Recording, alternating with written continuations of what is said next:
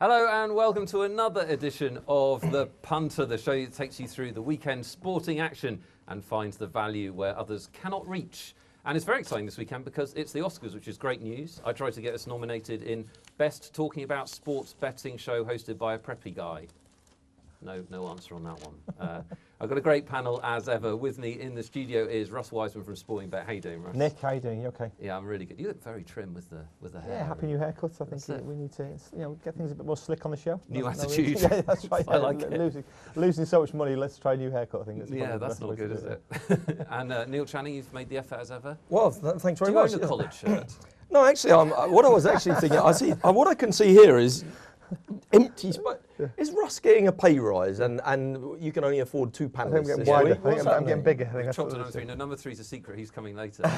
How was you guys' week? Well, it was an interesting week, wasn't it? Because we had the FA Cup last week. We had some great tips on the show. Some really good information. Not from me, didn't? Well, there was some really good stuff going on last week, and Neil will probably speak about the Crawley-Stoke game, which was a terrific in-play match. A huge move for Liverpool on the handicap. One of the biggest moves I've seen on the handicap market for quite a while, and of course they go win 6-1. Right. Great way to set themselves up for the Carling Cup. And just on the racing side of things, we saw a big move in the champion hurdle. Binocular, obviously a former champion, 10-1 into 5-1. At last, bookmakers have been given some hope of some horse turning over one of these hot pots. Desperation. Anything, please, will do. Yeah. The Binocular hasn't done anything. Exactly the same. Not done anything to weird, isn't justify it? Because I quite like Binocular, but we haven't really learned anything about Binocular since 10 days ago. I mean, it's won an egg and spoon race with 5 runners at 8 to 11 at Wincanton. Just educate us a bit. How does that happen? Grand Douai is a non-runner. That's clearly the thing that's mostly happened. Grand Douai did a leg on the gallops. It had an operation. God knows why. For 3 or 4 days, people were just assuming it was just going to have a quick operation and come back and win the Cheltenham Champion Hurdle. I mean, I was looking. Weren't you surprised at that? It didn't really drift. It was 7-1 before it had an operation on its leg, and for the 3 days after, it stayed 7-1. It was only 10-1 on Betfair. Yeah, it was. I was expecting it to be 25-1 on Betfair when it's touch and go. It started drifting very quickly when it became apparent it wasn't going to run. But I think what we've seen so far, and I think bookmakers are taking a lot of criticism at the moment for not going non-runner, no bet. And what we're seeing at the moment is all of the really hot horses are just facing less and less competition by the week, and they're starting to have an uncompetitive look to them. Well, actually, I mean, this non-runner would be extraordinary for Cheltenham. Incredible, yeah. I'm pretty sure people will go non-runner no bet. I'm so excited about non-runner no bet that I ring the date in my diary, which it happened the last 2 years, and it's actually next Tuesday. Right. So Monday night I shall be going to bed. It'll be a struggle to get to sleep. Well, let's just recap last week in terms of our bets, our charity bets that Neil provides us every week. With a mixed record. Last week you did Norwich and Stoke in the FA Cup. Just to win the matches 1-2x. I don't normally play teams that are shorter than. I just like to look for the bigger value ones. That looks like a profit to me. It was okay. That's a plus symbol. Yeah, Norwich was a bit frustrating. Obviously, they went down early on. Flash told me he fancied Leicester, so I should have listened to him. But Stoke was incredible. A great game in running. Stoke went down to 10 men early.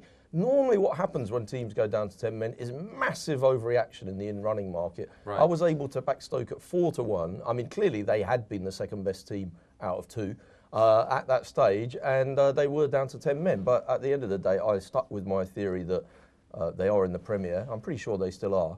And they got a pretty fluky penalty. They do quite well in the Premier. They do all right, yeah. They got a pretty fluky penalty, and they managed to come through. We talk about this a lot on the show. It's a bit of a theme, Russ, isn't it? How people overreact to certain things. The general punting market overreacts to certain things. Well, strangely enough, Nick, since we've been kind of focusing on that in-play overreaction and maybe inefficiencies in the market, we've seen some brilliant examples actually in the last month, where people who really, if they're playing against what will be perceived as kind of the warm and the kind of overall money, the public money, that have done very, very well, wouldn't they? There's been some really good value. And I mean, Neil, I've actually had a reasonable run. Yeah. We were just saying before we came on air, Russ was asking me how I'm doing, and I've had a really good run lately, and it's mostly been because of things like that. Right. I mean, not just in running, things like that.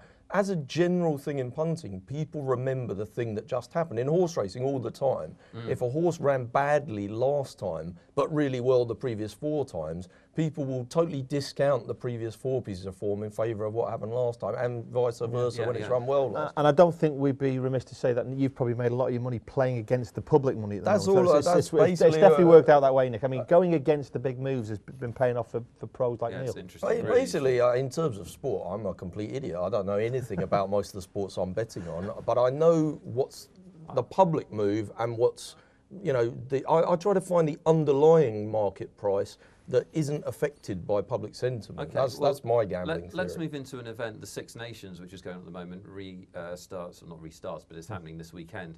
And I feel like this is an event where you've got a few big matches in a compressed space of time. You can easily see that phenomenon going on sometimes, right? Well, I think rugby union, and I think Neil and I would have similar views on the sport itself. Absolutely ridiculous sport for me. I mean, the rules I don't understand. Violence. I've watched games with people like Stuart Barnes before and Damien Hopley where they've called penalties and it's been completely different. It's still very difficult to understand for the normal guy, but a fantastic for the normal referee. For the normal referee as well. But a fantastic gambling sport. And Fantastic this is a show about gambling. betting. Oh, it's absolutely sensational. Really offers an edge as well. No question. Yeah, about it. let's take a look at the matches. England-Wales is the headline if we're going to be Anglo-centric about it. From a betting point of view, well, my viewpoint, basically in all sports is along the lines of what we've been talking about. When I first go into an event and think, what do I think about this event? I'm starting from the perspective of what will the public be doing? Where is there going to be an overreaction? Yeah. And I personally think everything I've read about England, not this game specifically, but England generally recently, is that they're boring, they're terrible, they don't score tries, they're unexciting, they're not playing free-flowing rugby. Whereas Wales, everybody loves them. They made it to the people were I wish they'd have won that semi-final. They would have given New Zealand a proper game, and it's so unfair and blah blah blah. So I thought Wales were going to be massively overly done in this one, and I was expecting Wales to be kind of 2-1 on, and I might get stuck into England here. But of course, the other thing about rugby is that there's a massive public sentiment. The punters really come out. The Hooray Henrys definitely come out, and they're once a year punters or sort of 4 times a year punters on the Six Nations, or 5 it is, isn't it? Yeah, that's right, 6 teams. Yes, that's how it works. And so you thought they were going to be 2-1 on? Yeah, but I think there's this thing that England are at Twickenham, therefore there's a kind of overreaction there, and the two have cancelled each other out. I can't have a bet now, really. And he's absolutely bang on. This is a game where the market is correct in this case, and there's no way we can overreact to either team. We're 6-4 England, expecting to see money, but however, there's no question the prices are not wrong at this stage. Like Neil said, the England at home factor is a huge one for punters, but the fact that Wales are the kind of hot, trendy team is another one. Cancelling each other out, this is actually making it difficult for people in this game, I think. Okay, and the handicap we've got. Well, I think the handicap's about 3. There? I mean, if there is a public sentiment move on the day, and we come up to half an hour before kick-off and people start piling into Wales because they remember they played a lot of free-flowing rugby in the second half against Scotland, whereas England were a bit boring and couldn't really score a try, and they've had lucky tries. If it goes up to 4 or 5, which I don't think it will, then I'll get involved and I'll play England. But if it goes the other way and everyone goes crazy for England and it goes to 1, then I'll play Wales. So I don't really care which side I play, but at 3, I can't have a bet. One point that's really important here, Nick, is that whenever you get a handicap of 3 points in this game, but evens both sides, you're going to get guys like this come into play. I mean, it makes it very, very interesting. There's going to be plenty of action on this game, and it'll be two-way as well, no question about that. Okay, well, let's get another viewpoint. Our very own betting butler, Nigel Seeley, is on the line. Nigel, how are you? I'm very well, guys. How are you? Yeah, we're good. Good to talk to you again. Give us your perspective on this England-Wales game. Neil says that it's a pretty fair market. Can't find a bet. What about you? Well, it is. I mean, 3 points is about right, I think. I think it's going to be a market that you're going to take equal amount, not in an ideal world, equal amount of money, but you won't have shrewd money coming in. It'll be an in-running bet. It will be a game that you see something happen in running or change the market. I mean, statistically, England have a fantastic record at home to Wales. I think they've only lost 1 in the last 15 years, but this is arguably the best Welsh side that have come in 15 years. So their statistics go out the window. And the English side, they're making a lot of changes. I mean, these are players coming in who failed at the World Cup. And it's a big match for the rugby league guy, the coach. His son's playing at number 10. So it's a big game for him as Farrell. So it's a big game for him at number 10. It just looks to me that the prices are about right, and you really got to have a bet on this in running. The one thing about it is that usually England play quite negative rugby, and the Welsh should attack it. So I think England can't afford to do that. And by the look of the team, I can see him going for it and trying to match them up. That could be a dangerous game. So, but I think there's point in the match. I really do. I'm always going to go under the points, but I can see a lot of points in this game and a lot of tries. And I think it'd be quite an entertaining game because both sides go for it. Nigel, sorry, just slightly cut across you there. We've got a little problem with your sound, so we're just going to try and fix that, and we'll come back to you. But thank you for that. I might be able to throw in one bet that I could possibly consider having that involves this game. England were about 6-1, is that right, Russ, at the start of the tournament? Right. Big price. Just remind me, haven't they won both of their games and they're now 11-2? I mean, it's the Six Nations. You don't have to win that many games to win the whole thing. You have to beat the French. How hard can that be? I don't know. I think outright they might be a little bit of value, England, but only I'm not going to go mad, but I might have a small bit on that. Yeah, they're going to have to win 2 games, aren't they? One with the heavy underdogs. They're slight underdogs on this occasion, but Neil's making a good point. If you're looking at kind of market inefficiency, 6-1 at the start, 11-2 now with 100% record. So just very quickly before we move on, if they win this game, what price would they be? I think they'll probably be around about 100-30, something like that. Maybe. Well, maybe obviously you got the other. Depending on France and this is it. You got the other shot, haven't you? That France don't really do it, you know. And they've got this extra game to play next week, so you've got kind of 2 shots there. Let's quickly go through the other games then. Ireland, Italy is happening, and Ireland at home. Obviously, they're going to be strong favourites, very strong favourites. Any interest in this one? We've gone 10-1 Italy, as you can see there. I think we're just trying to see interest. some. I mean, we actually take a bigger views on rugby union than we do any other sporting bet. And the main reason is we just don't see hardly any turnover. It's very competitive, and we're trying to initiate some. We're basically we're gambling essentially. We're not being bookmakers. We're trying to take the money. So 10-1, we'd like to see some. So what number have you come up for the handicap then? It's a juicy handicap, this one, I think. I'm not entirely sure what it is, but we've come up with a heavy number on that one. But I do again think it's because we want to see money for the underdogs. But they've got a pretty good record of keeping it 14 and 15, I think it is. 14 and a half around there. But again, 14's a funny number, isn't it? That's why we've gone. We can afford to go even money. To be honest, I think 14 might turn out to be a shade low. You might get a bit filled in there. I think. Not that you might not mind that, but I think the number might go off a bit higher. I'm interested. Italy, people sort of they don't really play. Considering they're the worst team, they still try and score tries. A lot of these teams kind of go out and you feel like they're never going to score a try, and it's just penalty. It's their only chance, really. And they did threaten on many occasions against England, didn't they? And actually kept the game, and they're winning the game with 15 minutes to go. I think we can get Nigel back in on this one. Nigel, do you have a view? Neil's saying that maybe a little bit low on the handicap. Well, Neil made a good point there. Italy always keep the scoreboard ticking over. They're always ones who take penalties and always take the kick options. But this time around with the new coaches, they go for a little bit more attack-minded. They score tries. And they're always the best spread bet in time to buy the time of the first Italian try at high levels. But the thing is, all 3 of the games this week, I can't really have a bet on them to win the handicap. But I all think the points are very, very low in them. The weather forecast, I mean, London's beautiful sunshine today. They reckon the forecast will be good tomorrow, again on Sunday. I can see all these games being over the points. And lines 39.5 and 41.5. Ireland, Italy, I can see that being a lot more points than 41.5. So my bets on these games are not necessarily on the handicaps. They're on the total points. I really do. I think the weather plays a huge part in rugby. More than any other sport probably in the sporting calendar. And I just think that this weekend, I think you're going to be going over on the points because I can see Italy scoring points and troubling Ireland, and Ireland have another level on that. And I think it's going to be a very, very high scoring game, I think. Okay, great point. Different angle as well, which is really good. Let's look at the last match, Scotland-France. Scotland at home, but that will not make them favourites over the French, of course.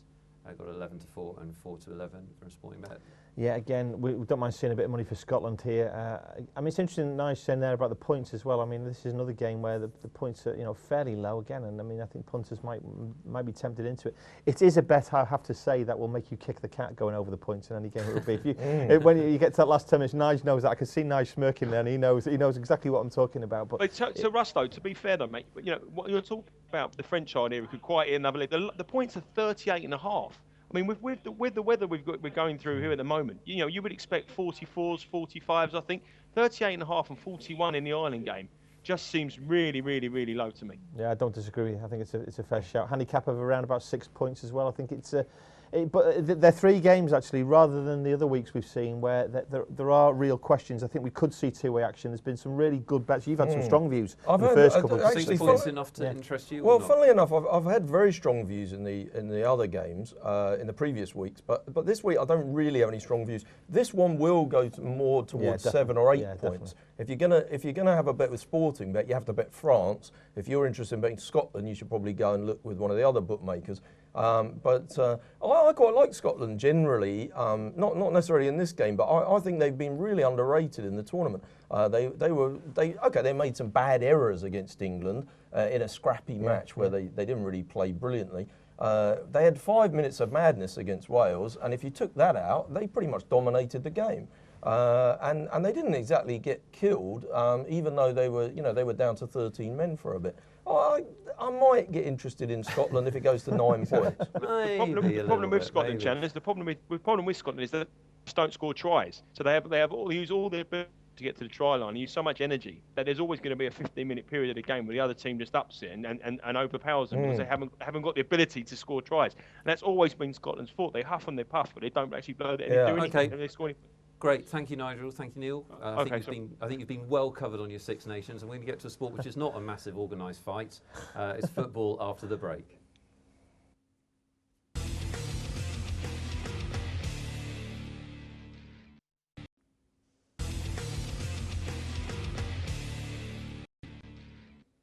Welcome back. This is the Punter. We're knee deep in sporting weekend action from a betting point of view, of course, looking for the value for you, and we're going to try and find some in the big televised football games. Not always the easiest place to find a little bit of value, but somewhere where everybody wants to have some action. So we'll start off with Man City against Blackburn at Man City. Obviously, key game in the title race.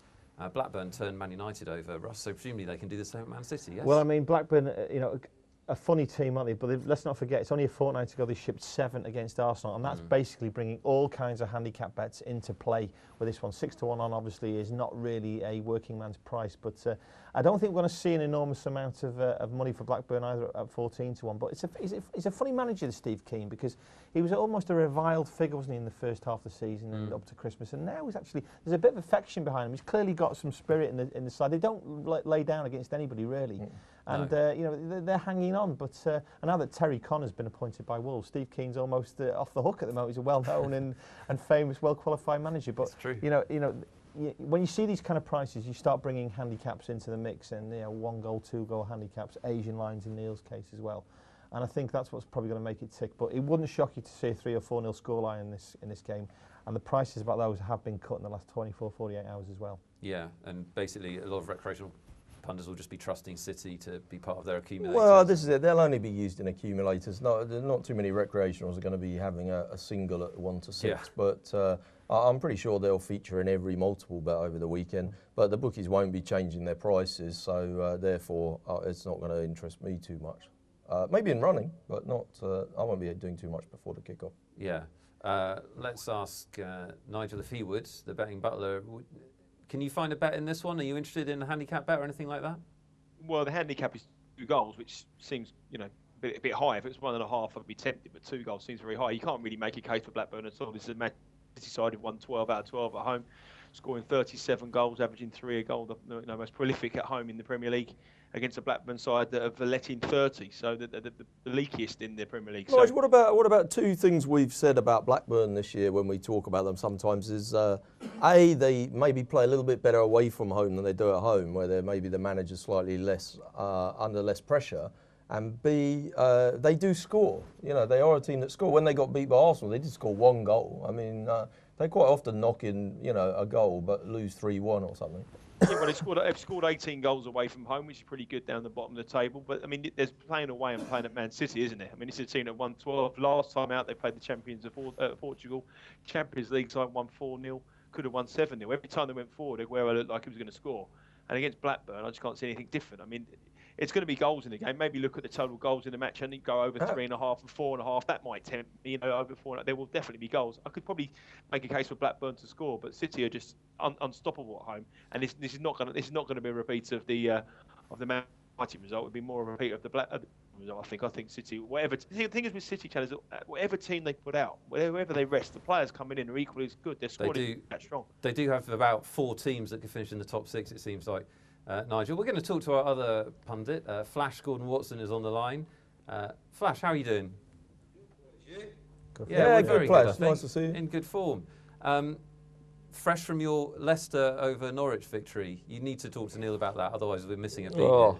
Yeah, I mean, it wasn't that. Obviously, I wanted them to win, and I thought they would do. But then, obviously, when Neil said that he was putting the money down for the kids, I did feel a bit guilty. You basically ruined Christmas for some young children, Flash. That's well, it's you. Easter first. You're I a bad mean, there man. seems to be so many times that you have to give the kids presents, but Easter's next, so we'll look to try and get them. But I mean, the Flashes 5 came up okay last week. We got 4 out of 5, and I think the 4th all paid 28-1. So I mean, the whole bet cleared 22-1. So that was good. Yeah, great stuff. And obviously, we'll get your tips later in the show for next week. And we're also going to play some Badugi with you as well. A word on this Man City game? Any interest for you? Is it in your accumulator? Yeah, I'm cheering Blackburn on for my life, really, because there was a lot of opportunities for Porto the other night, and I just felt that if Blackburn can, a good strength, they score goals. And obviously they went to Man United. I know Man United threw 2 goals in, but I don't think it's as cut and dry as everyone makes out, to be honest. And I hope that they go in front, and then we might see how Man City respond. Yeah, well, that definitely could happen, of course. They do score away from home. We're going to move on. We'll move on to the game that I'm looking forward to watching most this weekend, Arsenal-Tottenham. I'm sure everybody else is looking forward to it as well. It should be entertaining, should be goals. Yeah. It's going to be a big betting market. Brilliant game, brilliant betting game. Handicap betting is very tight. Market is tight generally. Yeah, I mean, the last 12 times that Arsenal played Spurs, they've been, at the Emirates or at Highbury's was before they've been odds on. I mean, this is a time now where the first time that Spurs come clearly as the better side, but it's still a painfully difficult place to go, the Emirates. Teams don't usually go there and roll Arsenal over, and it's actually bringing into play now, even with their current form, and I'd be interested to see what Channon says about this. It's bringing into play here a bet on Arsenal, because you're not getting any kind of value now about Spurs, are you really? Well, I mean, looking at this one, I don't know whether she did do this for corals, but I think my sister could price up this game and not make too many mistakes. 6-4, 9-4, 9-5. I might have gone 2-1 instead of 9-5, but it's just easy to price up. I can't really see how there can be an angle on it. Got to get involved in play. Oh, we'll find an angle. Watch this. We've got the betting butler to find an angle. Come on, Nigel, give us something. I've definitely got an angle. It's massive angle indeed. I think Tottenham are absolutely one of the bets of the weekend. I think they're absolutely different class to Arsenal. And I found out this morning that Arsenal had to cancel training this morning. They didn't have enough players to train today. They only had 7 fit players. They've got 13 players out injured, key players. If Robin Van Persie or Song doesn't play, Alex Song in the midfield they're in all kinds of trouble. So is that true? They've got 13 injured players right now. That's amazing. Correct. They've got 13 players out injured. This morning they didn't have enough fit bodies to put a training session on. Tottenham are coming on the absolute high as anything. Nigel, please tell me Robin Van Persie's taking the rest of the season off. Wayne Rooney's going to sweep to glory on the top goal scorer. Well, I think you're right. The thing about Arsenal teams, I just looked at Arsene Wenger when he come off the pitch last week in Sunderland, and he looked to me as a man who's given up. He just looked completely thinking to himself, what am I doing here now? I don't know what to do. Van Persie already said he's going to leave. The squad is in trouble. They're going to Tottenham, who are completely on the up, who went there last year and beat 3-2, and Arsenal were a much, much, much better side. And a 2-1. I priced this up and I was picking them. I was a pick and match. Of course, they're bouncing off of that fantastic home draw against Stevenage last week, 0-0. I mean, that was tremendous form to be coming into this game. Obviously. Away, sorry, yeah. Against an Arsenal side who got beat 2-0, embarrassed. Absolutely ridiculous. But that Stevenage challenge, you wouldn't want to go there. They're a physical side. They're a number of them at home. They're beaten 4-0. They're still in all the cup competitions. I'm unlikely to get picked for any side to go away to anywhere. Tottenham are on the up, mate. Arsenal on the way down. There's massive injury crisis. A manager who doesn't want it against another manager who's trying to win every game he can to get the England. There's only one bet in it, Tottenham for me. Okay, watch this. So I found one angle. Watch me find another one. Flash, tell me Arsenal are undervalued in this match. Well, there's no Alan again today, so I've got a free-for-all now. Yeah, I mean, I just think Arsenal have got to respond, and I hope they do. I think the biggest angle is that there'll be goals. And I don't know what the markets are, but I'd definitely go over if it was something around 2.5 or 3 goals. I just hope that Arsenal put their best foot forward. I mean, they've disappointed us in the last few weeks, but the class they've got, they've actually got to do it. And I think it'll be end to end. I think it'll be wide open, and I'll go with Arsenal over Tottenham just because they're at home. See, angles all over the place, no angles, my eye. Let's move on. We've got Norwich hosting Man United, another game that affects the title race. And Norwich, if they win a few more games, will be dangerously high. They've got altitude sickness, I would have thought by now. Are they 8th, 9th? Yeah, moderate setback in the cup last week for them. But they're one of Neil's dream boys at the moment. They always do the business for Neil. But again, United, we're coming into that phase now for United where the kind of form book gets pushed to one side, and you just have to accept that the last decade, the last 15 years, they've just done the business so consistently in this kind of game. I'm sure maybe Nigel will probably say that 8-15 is too short about an average United side, and they were absolutely ghastly against Ajax, even though they were really poor. Even though it was a very inexperienced side that Sir Alex Ferguson picked. But 8-15 as a bookmaker, I'm delighted to see that against us for a side who really don't do the business that often away, even though they've been better this year than recent years. Have to come to our Norwich correspondent on this. Your boys in form, have they taken the setback well? First of all, if I could have back 20%, that's all I want, 20% of the money that I've lost in my lifetime, laying Man United in spots like this, I would be a very, very rich man. Yeah, both of us. I mean, on paper, it looks like, how could Man United be 8-15 away from home? Norwich are an undervalued, underrated team who are always overpriced, and Man United are a public side. You would think, from everything I've said about gambling over the 10, 11, 12 weeks we've done the Punter, I must be on Norwich. I'm not going to have a bet. I'm sick of losing money on Man United in these spots. I'm going to take a break from it. If Norwich go 1-0 up, though, I guarantee you I'll be piling into them, and I'll be laying Man United at roughly... I don't know, 7-4 after 20 minutes, 1-0 down, and I'll probably stay do away my money. before it, betting and running during it. Nigel, are you the same way on this one? Yeah, I think Manchester United will win the game, but if I was going to play, I'd be looking at Norwich on the Asian handicap. They're 1-1.5. Half of your stake back if they don't lose by 2 goals. I think that's quite tempting. Norwich don't get beat heavily by anybody, and it's a horrible trip to go to Norwich. It's not a very nice journey for people to go. I know it's Manchester United, probably flying, but it's still not a nice place to go to. But I think that Man United will have enough quality for them. I don't think statistically teams that play in the Europa League on the Thursday struggle on the weekend after, and it's something new for Manchester United. We talk about Manchester United come into stages games where they kick on, but they're not used to playing on a Thursday, and we'll see how that affects them. Obviously it affects Manchester City as well. But I think Man United will probably nick it 1-0, but I'll definitely be looking at the 1 and 1.5 markets on the Asian market. Okay, good stuff. Flash, we know you're riding Man United to the title. Any chance of an upset in this one? None. I mean, I just listened to the boys, and Russ is definitely right. You don't go against Man United this time of the season, hence the reason I'm not budging on them actually win the league. I think Channers is right that if you lay Man United at this type of game, this type of price, this type of season, you'll go skin. And I think that the Butler's right that they'll win the game. I think that Man United will come out the traps, go up early, and they'll just cruise through. Okay, we've got unanimity, anyway, which is kind of nice. Now, the other big game this weekend is the Carling Cup final. Liverpool take on Cardiff. I will be watching as a nervous Liverpool fan, so now the team are going to reassure me that Cardiff have absolutely no chance in this game. Starting with Russ. Listen, I've got to be with Cardiff on all kinds of markets. I have to be with them, and I will be with them. There's no doubt about that. I mean, listen, Liverpool are the better side, but these cup finals tend to be cagey affairs. I don't think Liverpool are the kind of side, even though they did stick 6 past Brighton the other day, that really could go out and just batter teams. They don't score goals. They don't score enough goals. And Wembley, you look at the playing surface, the size of the playing surface as well.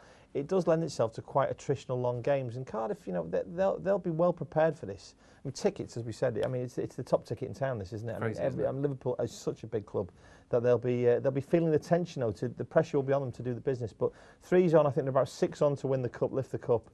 It doesn't really open the door for a punter. For somebody like myself, looking to trade the game, I'd certainly be looking to either have a little play on the Badugi or just lay Liverpool throughout the game, I think. Neil, any value? The first market I always look at in these things is my old favourite. I've mentioned it a few times on the show. I like to play on who's winning the first half. Yeah. So I had a look at that one straight away. 3 on favourite, 2-5 favourite Liverpool. It's a pretty standard price for half time. They're around about 10 to 11 is the correct price. you can lay that on Betfair right now. And I'm pretty sure that the punters who will be saying, well, I don't fancy taking a 3-1 on favourite, will want to play Liverpool on the half-time, full-time market at around about 5-4. So I'm going to lay Liverpool to be winning at half-time at 10-11. And I'm not saying Liverpool won't win the game, but I agree with some of the things that Russ said. Some of these cup finals are cagey early. The kind of underdog side, they do well in the first 20 minutes. Especially it is this Liverpool team, and they have such a terrible record at taking chances and scoring early. Yeah. Nigel, do you go along with this? And any other angle on this match? I think Liverpool obviously the Derby favourites. I think they should put enough quality to beat them. But you've said that against them at home to Stoke. You said it when they're home at Swansea. You said at home at Norwich. Back in Liverpool at 2-5 is not a good betting ploy. I will look at Cardiff plus 1.5 on the Asians. I think that's a decent value. And if you look at the stats, I mean, Cardiff have drawn more games than any other team in the Championship. And Liverpool are the second highest drawing side in the Premier League, apart from Aston Villa. So Aston Villa draw more games than Liverpool. So on those stats, I think the draw might make appeal, but I think Liverpool will have enough quality. And if you are taking a shot, just remember what happened last year to Arsenal against Birmingham. They went down. So I don't think at 2-5 they represent any value in 90 minutes. If you're going to back them to win the cup outright, because I think they probably will have enough quality over 120 minutes for a small value period back the draw. Okay. Flash, any difference of opinion? Are you a fan of this Cardiff side? Yeah, they're workmanlike and they do stay in games. And I'm looking at it that I'd want to take a view on it after about 65 minutes because I think it will be tight up until then. Cardiff are 4-5-1 and they make sure that they've got 2 banks. And they leave Kenny Miller up the top and they hope that Whittenham's going to pull some sort of unbelievable delivery out to get him in. So I can see it being 0-0 for at least an hour. And then obviously I expect Liverpool probably to go on and win the game because their class and superior fitness will come through. But they are stubborn, Cardiff, and at set pieces. The one thing I would say, if you've got Cardiff people that are really enthusiastic about them, I think they've got 2 of their main centre-halves have been injured and will face fitness testing, Gerrard and Hudson. So they've both been out injured. They are both not match fit. Whether they take a gamble and play them, then we'll find out Sunday. Okay, not a lot of love for Cardiff, bit of love for a tight affair. And we're going to talk the hot new punting game everyone's playing, Badugi, after this break with some more football preview.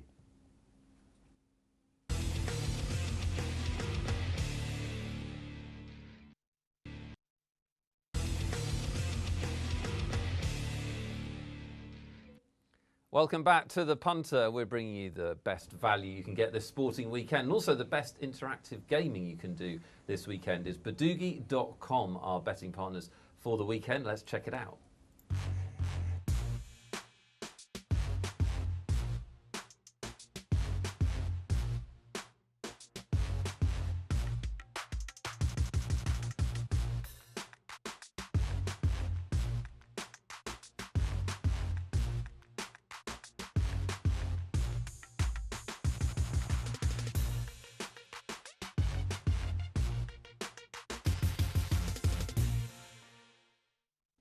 Looks rather good. Here to talk all things Badugi. He used to be called Dave Nevinson. He's now called Badugi Dave.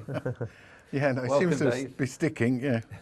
Hopefully it'll be there for a long time. Well, you've got branding now, wherever you Yeah, go. absolutely, yeah. I've had a lot of things. Branding's just the latest in a long line. Fantastic. You can get tablets for it, Dave. It's all right. Ointment. Yeah, treatable. Yeah. Treatable. Yeah. So for punters that haven't experienced the website yet, just give us a quick encapsulation of what it is. Right, well, we had the view that the football betting world, essentially, to start with, for the small punter, since the football pools in the 70s and 80s, has been crying out for a new interactive, small stakes, big win type bet for football fans. And we've tried to bring it into the 2010s, 2012s by making it interactive, dynamic, in touch with social media, and very accessible online. So essentially, thereby comes Badugi. Badugi is born. And it's really good fun, isn't it? Because you can either play as part of one of the bigger games where you're in a big pool of general players, or you can play a private game, which I like. I mean, in terms of our set, our ideal customer, if you like, is someone who has £2 on our Saturday big game that we're going to be going through with Flash, and then has a £5 on another table with his mates, where they've obviously got more chance of winning, but they've only got the money that they've put in the pot.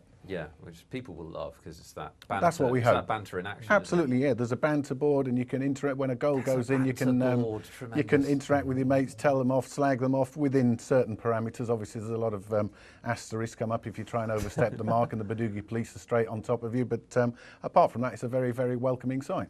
Okay, well, we're going to do it by showing it and actually go through a game now. Flash, first of all, before you play the game, you're a bit of an instant expert at this. You've been doing really well on it the last couple of weeks. Do you enjoy it? Yeah, it's good fun because it gives you a bit of value all the way through the night. I mean, you make your selections, and it's just nice to be quite close. And if you get someone who's going the near post header and you haven't got them, you hope they miss. And you've got someone at the back post, you're hoping he just sits there and waits for him at the back post and side foots it in, you get your 50 points. So, yeah, it's good fun. So it's a great sweat. So we're going to play what is your big game. So it's the 5 Saturday 3 p.m. kickoffs. Yeah, we try and get the 3 o'clock kickoffs so that they all start and finish at the same time. Every goal that goes in has a dynamic effect on the leaderboard. So the leaderboard's hopefully across 5-match span, the leaderboard is constantly changing. Okay, well let's see it in action then. We'll go through the 5 games. Flash is going to make his picks for us. We're going to start with Wigan, Aston Villa. Flash, what have you gone for here? I've gone for an away win, Aston Villa. I've gone for Aston Villa to beat Wigan 2-0. Yeah. And my 3 goal scorers are Robbie Keane, Charles Nzogbia, and Carlos Cuellar. Carlos Cuellar, because what you've got to do is you've got to think and try and find an angle. I know you boys love angles, but you obviously want to get someone in there that other people are not going to gain points from if he actually scores. So that's what I've been quite fortunate enough to do. Is what I've been right and most people have been wrong, so that's helped. Get it quietly, Flash. Well, you've got to see when you're winning, Chad. He's entitled to a brag. How many people beat Flash last weekend? Well, on his first ever game, we had about 200 people in, and he came 29th. And what we're doing, and we're doing it again this week, is anyone who manages to finish in front of Flash, we give them a free roll. They get their money back, and they get a free roll on the next day's game. And okay, good effort. First time out, 29th. Second time out on the Sunday, he finished 3rd. So all we had to pay out was £4. It was absolutely fantastic. So we trounced it. So today he's going to blow out completely. We're going to big it up today, get 500 players, and he's going to come 499th. But isn't that a good idea from Flash though, to picking these players who maybe the public don't go with? Yeah, absolutely. It's the same with any betting strategy. You never get rewarded by going with everyone else. You've got to have. To go down the pub after the game and brag to your mates, you want the goals. You don't want to tell them that you picked Wayne Rooney to score, do you? You want to say you picked Carlos Cuellar Absolutely, to score, absolutely. Yeah. Let's rattle through some more games then. Flash, West Brom, Sunderland is the next one. Sunderland on this amazing run, of course. Yeah, I've gone for a draw, which is obviously, I think most people would probably look at this game and not be able to pick it. So I've gone draw. Yeah. I've gone correct score of 1-1. Okay. And I've gone for 3 midfielders to score. Graham Dorrans for Albion as dead ball specialist and likes a pop from distance. And Sebastian Larsson and Kieran Richardson, two Sunderland boys. So I've actually edged towards Sunderland and hopefully I'll get the correct score with 1-1. Okay, so a couple of Sunderland goal scorers, Kieran Richardson and the other fella, can't remember. QPR Fulham is the next one. QPR at home. Bit of West London derby action. Yeah, I've gone Queen's Park Rangers. I went Queen's Park Rangers a couple of weeks ago at Blackburn, and I think they had something like 26 attempts on or blocked going to goal. So I've gone Queen's Park Rangers to win. Queen's Park Rangers to win 4-0, and I've gone for Heider Helgeson, Sean Wright-Phillips, and Bobby Zamora. And I don't know if you boys have actually noticed, but I've gone Bobby Zamora scoring against his old club, Charles Nzogbia scoring against his old club, and another one. There's another one. There is another one. Sean Wright-Phillips. Sean Wright-Phillips, yeah. Okay. I can't believe that bit of transfer business, by the way. Selling Bobby Zamora for £5 million. I think it's suicide from Fulham. He may come back to hurt them on Saturday. The next game is Newcastle at home against Wolves. Wolves under, well, sort of new management anyway. Newcastle trying to get back on track. Newcastle all the way for me, out and out attacking at home. 3-0. Scorers, Demba Ba. I don't know how. I've just unbelievable the way that's hit me. That Demba Ba might score at any time. and I've gone for Colaccini again from set pieces. Not many people are going to go for him. Plenty points. And and Johan Cabaye. So all three of them could notch at any time. Plenty value when you see the old fluffy-haired centre half going forward for set pieces. Well, you always know where he is for the sweat, don't you? You can monitor him on the pitch, which is good. Dave, these points that we're seeing, just to clarify, they mirror bookmakers' odds. Yeah, essentially we get a feed from one of the big bookmakers. We base them on any-time goal scorer odds, and we convert them into points for the purpose of the games. And what you've got to note as well is that the player gets the points that are on the board for the first goal scorer. If he scores a second, he gets 3 times that number of points, and for a third he gets 10 times, and any subsequent goal, if you get a player who scores 4, you could get 24 times the points that are displayed on the screen. Also, if you put in your bet on now, and the team sheet hasn't been announced, if you pick a player that's mentioned in the team sheet but doesn't play as a substitute or a starting player, then you've done your money. But if you pick a player that isn't actually named in the team sheet, then you go on the shortest price player from that team that you selected. So your money's not completely dead. Absolutely. You've always got a runner, in Russ, theory. you're loving a bit of this, aren't you? I'm just working out a strategy now to beat Flash, because I'm desperate. I mean, nobody wants more than to get free game. I'm trying to think of a way of beating you, Flash. It's going through my head. It can be beat, and the thing is, when we were devising the game, we took it to some boffins, and on a 5-match game, with a standard number of entries in correct scores and players, there are over 1 trillion different combinations of outcomes. So you're probably going to get an outright winner, you would think. Most keep weeks. you busy, certainly. Flash is all over the trillions of outcomes, though. Check this out. This is Chelsea Bolton's the last one. Flash. Okay, I've gone home win Chelsea. Yeah. So I've bucked the trend there, I guess. I've gone for clean sheet Chelsea, so I've bucked the trend there.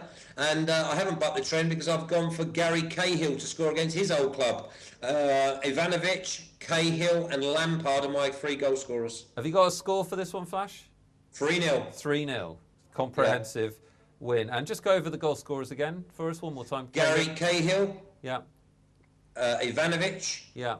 And Lampard. And Frankie Lampard, resurrected, the ghost of Frankie Lampard, if you like. Neil, you just as a tangent, you made an interesting point about this game, about Bolton perhaps being a little bit of value. Yeah, well, last week we were talking about Chelsea being no value at all at 1-3 against Birmingham.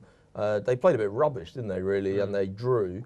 I think Bolton are quite a lot better than Birmingham, and the prices are exactly the same, and Chelsea are at home. So I'm not saying that Chelsea will definitely get beaten by Bolton, but I think at 10 or nearly 12 to 1 on the exchanges, I'm definitely going to have a little bet on Bolton. 12 to 1 sounds and I'm going to try and lay Chelsea at 130 on, so that would be good for me. Interesting.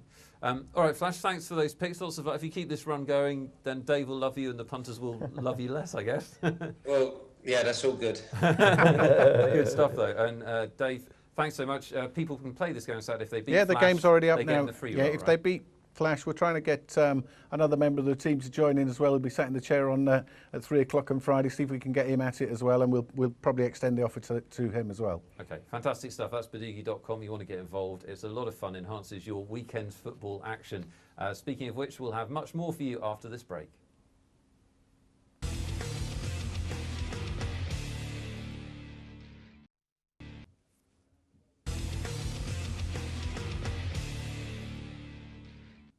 Welcome back to the Punter. We are coming to the end of our preview, and we're going to get some specific picks from everybody in a little bit. A really fun thing to bet on this weekend, though, is the Oscars.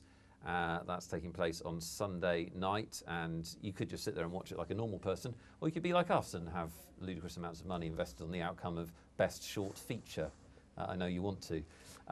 Neil, I know you love a bet on the Oscars, and it's a little bit of a specialist subject of yours. The main categories, to my mind, have become less interesting over the years because people have started predicting the Oscars more sort of scientifically. Yeah, there's a lot more to do with what happened in the Screen Actors Guild and who won the BAFTAs and that kind of thing. And also there's been a few films that kind of swept the boards. I mean, I know there's always been films that have swept the boards, but in Best Picture, Best Director and Best Supporting Actor, Best Supporting Actress this year, it's boring, isn't it? There are 20 to 1 on favourites, 10 to 1 on favourites. There doesn't seem to be a betting angle. Best Actor and Best Actress is very interesting. I think last week... Close races. Yeah, last week we made a slip... I think I made a slip of the tongue and said that the betting went the other way from what I said. Viola Davis and the fella in The Artist have both been the whose fella name in I the can Iron never Lady. the fellow whose name I can never say. They've both been heavily backed in to be Best Actor and Best Actress because they won the Screen Actors Guild. And is Viola Davis favourite right now? Oh yeah, very much so. Been favourite for quite a while. One fascinating thing I thought about that was that a lot of people like myself who don't pay as much attention to the betting on this as probably the likes of Neil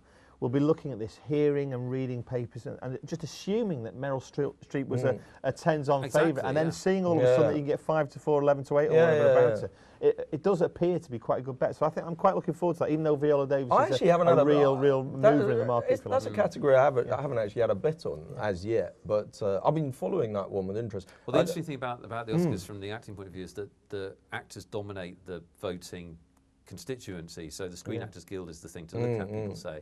But Meryl Streep is such a Hollywood favourite. I'm tempted. I'm tempted. Russ, how big is this market? It's not too big? It's not big, Nick. And in all honesty, I think a bookmaker such as Sportingbet, and I think many of the other firms, would just like to get out of it, not losing a lot of money. Right. I think it's a service to clients. I think it definitely is an opportunity for Shrewies to get involved. I think it's one of those ones, you offer it as a service in the hope that you don't do your brains in, frankly. Right. But I mean, I think Neil will probably look at this, and let's be fair, this is a guy who tipped up, the director of The Artist, we'll call him, I don't know his name, at 4-7. Yeah. I think he's about 16s on now. I think he's home and hose, really. He's 10 on his best price. So there are opportunities there, and certainly when the nominations first come out. But I do think in the last few hours, you do see some interesting money. I do think we'll see a run of recreational money on Meryl Streep now that she's the second favourite. And we've said it on the punter. So Neil, your charity bets this week are on the Oscars. So just go through those for us and tell us your thinking. Okay, so the main bet I'm having is this best documentary feature, Undefeated. It's a movie about a sports team of underachievers in America that come good and do really well. So it's a kind of a sort of underdog coming good, the American dream and all that kind of stuff. I looked through 10 websites where they were talking about predictions for the Oscars, and 4 of them said that this one would win this category. And 5-1. I actually personally laid a bit of 7-2 on Betfair in the week, and Ladbrokes have now gone up with prices, freshly gone up with prices on this category, and they've gone 5-1. So I just thought that seemed like a big price. Now the category everyone's talking about, of course, best live action short. Well, yeah, that's a big one. What is that? Well, it's short movies that aren't animated. Okay. Tuber Atlantic, I have absolutely no idea what it's about. All I know is that I put up some prices myself, being a bookmaker, and laying all 5 in the category on Betfair about 2 weeks ago. I've laid this one at 3-1. Ladbrokes have just gone up at 8-1. There's a bloke on Betfair trying to back it at 6-1. And I don't know why they've gone 8-1 really, but it'll do for me. I looked through the 10 websites to see what they thought, and 2 of them said that this was the one for them. So 8-1 seems take seems this like the a right big way. price. I'd feel happy, and I know Nick would, if you'd said you'd sat down with Claudia Winkleman, gone through and watched that movie and said it and analysed it. But I can understand your reason. I wouldn't have minded. I mean, mathematicians. Claudia and I, if she'd have rung me up and said, "Do you want to come out for popcorn last Wednesday on Orange Wednesday?" I'd have gone with her. I think we're obliged to. That is, she becomes a bit of a nag after a while. So you've got to be really careful with her. Now, best cartoon. I've gone for Family Guy. You've gone for you've gone for A Morning Stroll. Well, funnily enough, actually, I did actually read about it, and they said that A Morning Stroll is a bit of a comedy film. But I don't know too much about A Morning Stroll. I know that 2 out of the 10 that I looked up said they liked it. And there was one other firm betting on it, and they made it 5-2. And Ladbrokes went up 6-1, and I thought, well, I might as well have a bit of an interest there. We're throwing 40 quid of the kids' money on it. But I tell you what, there's one other thing I'll tell you about the Oscars for in-running purposes. There's 2 categories, sound mixing and sound editing. Yes. And they come one straight away after the other. And what happens on Betfair, as soon as they announce the winner, Hugo's the favourite in both categories. If Hugo wins, I think sound mixing comes first. Yes. It'll suddenly become about 6-1 on to win sound editing. Only 4 out of the last 11 times has the one sound mixing gone on to win sound editing. So actually, you should lay, if there's an overreaction, you should lay the one that wins sound mixing to be the winner of sound editing. I guarantee that has not been discussed anywhere else on the planet this weekend. Fantastic stuff. We're going to check in with Flash for his football predictions this weekend. with his Before special you come to the prize. football predictions, I'm Yeah. interested in Channa's small film with Claudia Winkleman. It's on YouTube, Flash. And they tell me it's very small. I thought everyone had seen it by now, and it is. You really have to look hard to find I it. like a short one, me. Flash, your 5 for this weekend, please. Okay, I've gone for Manchester United on Sunday. I'm not really being that brave, but then my other 4 are Burnley at home to Millwall. I think Millwall are just a little bit over the edge. I've gone for Bradford, who have picked up a bit of form. Phil Parkinson, the ex-Charlton manager, has got them playing now. Got a little bit of confidence, so I expect them to win. Plymouth at home to Dagenham and Redbridge. Dagenham and Redbridge are taking up the post of the worst team in the league at the moment, shipping goals home and away. And then I've gone for Cheltenham to win at home as well. 5-4 times an acca. The worst 4-timer will give you a 4-1 clear, and the best 4-timer will be about 12-1, and the 5-timer will be 18-1 on its own. Okay, good stuff, Flash. And we'll just have a quick look at how you did last week. So I don't think we did that earlier in the show, and a little bit of a return to form. Yeah, we did all right. I mean, it's always tough when you get that bad weather, you know. And I mean, and that's not an excuse. It does actually. It is really an affect excuse, teams. though. No, because it does actually affect teams, and obviously you have games called off and things like that. But Tranmere Cheltenham, we called and we said it'd be 1-1, and it was 1-1. We had Swindon away and Shrewsbury away. They both obliged. Walsall won at home, again a tight game, and yet my shortest price of all the 5 was Torquay, 7 wins on the bounce. I put them in my 5. What do they do? No good. That's a long coach journey for them, Flash, that was. They probably were too busy playing poker on the coach, I think. Fantastic stuff, Flash. They were awful by all accounts. But anyway, good luck, gentlemen. Good Good luck, luck. Flash. Have a good weekend. And, We're running out. We'll see you soon. All right, Flash, take care. Ta-da. We're running out of show, Russ. Just quickly, what are you up to this Yeah, weekend? looking forward to it. Got a bit of sport on. Going to Kempton tomorrow, a bit of racing for me. Lovely. I like one bet, Wakefield Trinity Wildcats to beat Bradford Bulls. Let's keep it diverse on the show. I like here. it a lot. The Super League, I did some radio in Yorkshire. They say that Wakefield will win that game, and it's off levels, so it should be a good game, that one. Local knowledge. Sounds awesome. Neil, you're going to be doing a lot of TV watching and betting this weekend? Well, I wish I was doing more, actually. I'm not saying this is a bad thing, but at 7 a.m. on Saturday morning, I'm getting on a train to go to Carlisle to teach some people how to play poker, and then I'm playing in a £25 poker tournament at 7 o'clock in the evening. But I'll be back for the Oscars, don't worry, it's all good. Out for the Oscars and sweating, hovering over the cursor on the sound editing, sound mixing. I'll be there, don't worry about that. That is the best tip I've heard probably for weeks. Classic. Yeah, pure maths, pure science. A big thanks to everybody who made the show today, to Nigel, Neil, Russ and Flash. I hope you, and of course Dave and Badugi.com are betting partners for the weekend. I hope you have a fantastic weekend, whatever you're betting on. We'll be back same time next week.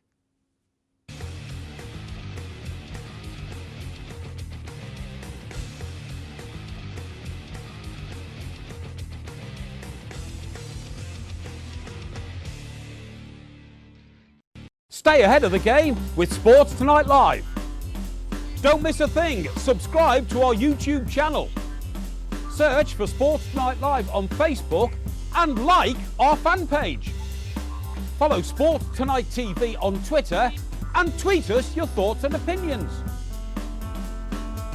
Sports Tonight Live, it's the platform for the fans.